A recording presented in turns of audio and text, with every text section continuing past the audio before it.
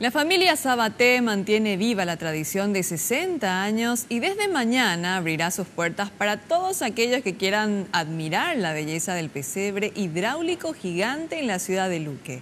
Una verdadera obra de arte que cobra vida gracias al agua.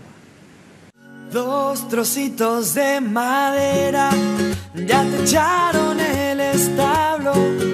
En el cielo hay una estrella que guía a los Reyes Magos.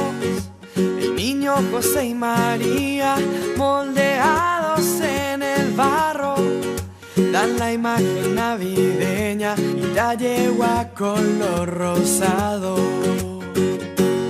En el centro, el Niño Jesús, la Virgen María y José.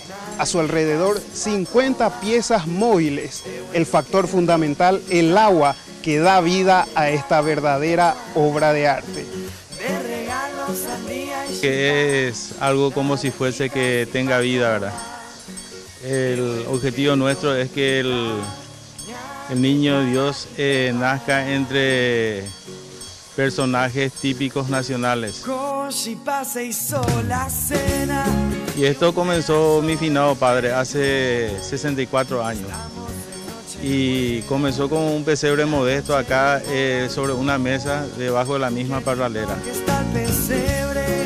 Y hace más de 60 años que el pesebre cobró vida y desde entonces su belleza maravilla a propios y extraños. Y esto dura más o menos 30 días, 15 días antes para los montajes, fuera del pesebre y los 15 restantes dentro del pesebre.